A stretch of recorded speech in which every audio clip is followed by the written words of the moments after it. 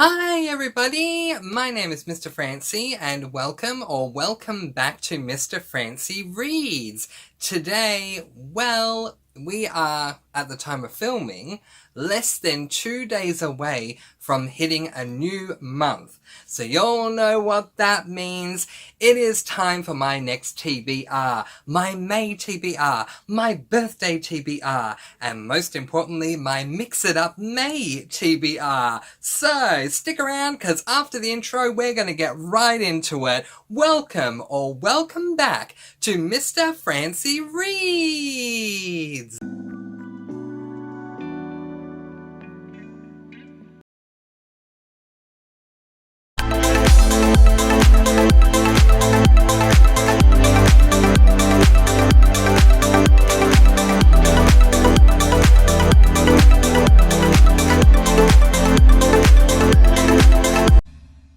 Yes, hello and welcome back to Mr. Francy Reads. My name is Mr. Francy and I am honoured that you have chosen to join me today to discuss my TBR. You guys need to get a little bit serious here, but only for a moment. This TBR is overwhelming for me. I'm going into my birthday month and usually I am so incredibly excited to read the books that I plan to read in the month of May, and now I feel this sense of being overwhelmed because, you guys, no lie, I have 15 books on my TBR. I have never read 15 books in a month before. The first book that I'm going to read in the month of May is going to be a one-day read. This is a book that I have moved over from April to May because I just didn't have time to finish it. And that book is this book, The City Below the Cloud. This is an adult dystopian and it's a pamphlet. It's incredibly short. It is 141 pages, so okay, maybe it's a novella. But let's take a look at the blurb on the back. Few things endure like fear and fungus. In a city forever shrouded in darkness, Kaylin braves the heights of the lichen-covered buildings to scrub the invading fungi from the walls. What will be discovered when the secrets of the city below the cloud come for them? Ooh. So that's my first compulsory read. In fact, I have a total of 7 compulsory reads. So the first 7 books, they're all compulsory. I have to get through all of them, and then the rest are bonuses. The next 2 books I'm going to talk to you about are the books that I'm reading for my schooling. For those of you who don't know, I am battling with a lot of noise going on in the background right now, so forgive me. For those of you who don't know, I went back to university towards the end of last year to study an arts degree majoring in literature, and this term, a unit that I'm studying, has us reading a whole ton of books, which is great. But let's take a look at the books that I'm going to be reading this month for that unit, because one of them I'm intrigued, and the other one I've already read and don't really wish to reread, but don't really feel like I have a choice. Anyway, they're both classics. The first one is this book, The Metamorphosis by Franz Kafka. So this is an adult classic book. Here's a little bit of a premise for this book. According to Goodreads, it says, as Gregor Samsa awoke one morning from uneasy dreams, he found himself transformed in his bed into a gigantic insect. Ooh. He was laying on his armoured plate back, and when he lifted his head a little, he could see his dome-like brown belly divided into stiff arched segments, on top of which the bed quilt could hardly keep in position and was about to slide off completely. His numerous legs, which were pitifully thin compared to the rest of his bulk, waved helplessly before his eyes. Okay, now I'm freaking out. I'm thinking, oh, it's going to be a charming classic, where now I'm thinking maybe it was originally written as a horror, and I'm going to check that out since I'm on the Goodreads page. Yes, originally it was written as a horror. A classic horror. I'm very intrigued. The next book that I plan to read is my second school book that I'm reading for this month, and that is a book I've read before, and I did not like it, but thank goodness I saved it, because I'm going to need to read it again. So this is going to be a whole lot of fun, and if anyone can hold my hand while I reread this book that I don't like, that would be truly appreciated. But that book is called Frankenstein by Mary Shelley. I love this edition. If you're wondering, this edition is the Sandstone edition, and it is just absolutely beautiful. Readers who know of Frankenstein only from the great 1931 Hollywood movie may be astonished by the narrative power of Mary Shelley's classic tale of terror. It is the story of Victor Frankenstein, a young student who learns the secret of imparting life. Armed with this secret, he constructs a creature out of parts of the corpses he manages to obtain from churchyards and dissecting rooms. Ugh. All I can say is wish me the best of luck. The next book that I plan to read is the first of 2 series read-alongs that I'm going to be doing in the month of May, and that first one, we're going to be reading book 1. And that is a series read-along that I'm very, very excited to host. I can't believe I haven't read any of these books. I think, to get a little personal, I think part of the reason why I haven't read any of these books is because growing up as a boy, it may have been looked down upon, and I'm so happy that the world is changing. But now I'm kind of at a stage in my life where I'm like, you know what, stuff it. If I want to read a book, I'm going to read a book and no one's going to stop me. I don't care what it looks like. That is going to be a series read-along of The Babysitters Club. I am so excited that I finally get to consume this series. Book number 1 is this book, and it is called Christie's Great Idea. This is by Anne M. Martin. Really, really excited. So if you want to join us for the series read-along, come along over to my Discord. Link to that is in the description. The next compulsory read for me is the first of 2 official buddy reads that I'm doing over on my Discord. And that first book is this absolutely humongously tall book, Dracula by Bram Stoker. If you want some idea of how tall this is Toxic Toffee, a standard size for a cozy mystery. There's the difference in height. I mean, it's nearly double the height of a cozy and double as wide. It is a massively tall and massively wide book. I mean, during a business visit to Count Dracula's castle in Transylvania, a young English solicitor finds himself at the centre of a series of horrifying incidents. Jonathan Harker is attacked by 3 phantom women, observes the Count's transformation from human to bat form, and discovers puncture wounds in his own neck that seem to have been made by teeth. Harker returns home upon his escape from Dracula's grim fortress, but a friend's strange malady involving sleepwalking, inexplicable blood loss, and mysterious throat wounds initiates a frantic vampire hunt. I'm not going to read anymore. I am excited. I love my vampire reads. The second out of 2 buddy reads we're going to be doing on my Discord this month is this book, which is Basket Case by Nancy Haddock. This is an adult cozy mystery. It is book 1 in the Silver Six crafting mystery series. There isn't much crime in Lilyvale, Arkansas, but local authorities have their hands full with Miss Sherry May Stanton Cutler and her housemates, a crafty group of retirees who've dubbed themselves the Silver Six. But when Sherry May's niece Nixie arrives to keep them in line, Lilyvale also plays host to a killer. I think that's more than enough. It's a cozy, it's short, I don't want to say too much. I am very excited to finally get to this book. I love the cover. This is on my sass list, and it's high time I finally got to it. It's an arts and craft book. It involves knitting and yarn and whatever, and I crochet a lot, so I mean, excited. Absolutely. And my final compulsory book for the month of May is my second series read-along, which is the Selection series. We read book 1, The Selection, in April this month. So in May, we're going to read book 2, which is The Elite by Kiera Cass.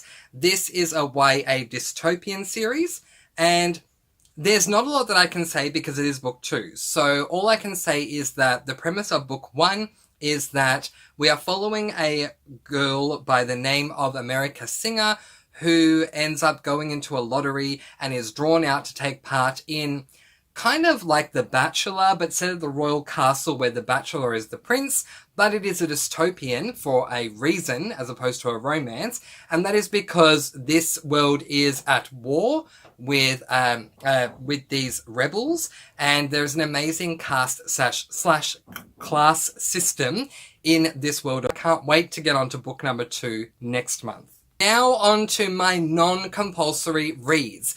The 8th book, which is just the halfway mark, can you believe it, that I plan to read in the month of May, is a book that I've been wanting to read for so long, you guys. Over the course of time, I've always seen this series pop up, and I had never heard of this series before. I can't say whether it was because it was not published in Australia, because I don't know. I am finally so excited to be getting on to book number 1. I am talking about the Charlie Bone series, and book 1 is called Midnight for Charlie Bone. I'm so happy I have this edition. I scoured, you guys, for this edition because I didn't want the updated one. I wanted the original edition. So this is by Jenny Nimmo. It is a middle grade fantasy. Let's read what it says on the back. Charlie doesn't want to believe it when he discovers that he can hear the thoughts of people in photographs, but his horrible aunts are delighted. It means that he is one of the chosen and must attend the Blaw's Academy for Gifted Children.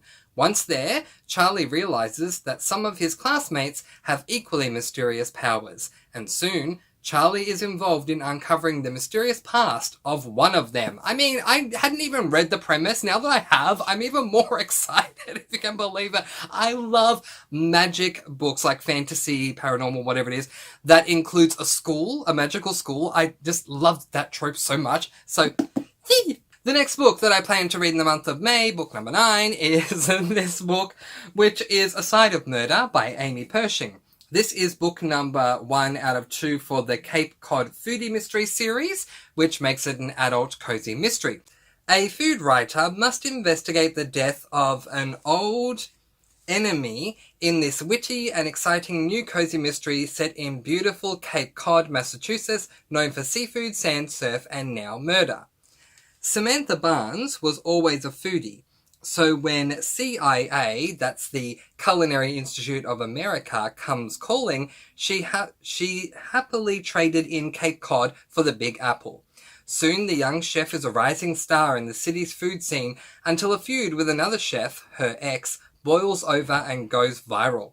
So when Sam inherits her great aunt Ida's house on the Cape and lands a job writing restaurant reviews, it seems like the perfect pairing. What could go wrong? Well, as it turns out, a lot. So I'm very, very, very excited to get onto this one. This is on my SAS list also, so yay! So the next book that I plan to read, book number 10 in May, is this book, which is Botched Butterscotch by Amanda Flower. This is book number 4.5 in the Amish Candy Shop series. This is my favourite cozy mystery series that I've read so far, and I am steadily making my way through it. The reason for this, as much as I really could have read 3 Amish Candy Shop books this month, the reason why I'm doing it this way is because Peanut Butter Panic, the latest book in the series, is coming out a little later on this year. And so therefore I've decided that if I read 1 book per month, then by the time Peanut Butter Panic comes out, I will be up to it, as opposed to reading 3 this month and then having to wait. So there we go. Yeah, so this is a novella. I am not going to read a premise of this because I don't want to know what it's about, and especially because it's a novella, I don't want to know anything going in at all, but I'm excited. As we say on my Discord, it's Amanda Flower. Do we really need to say anything else? No, we don't.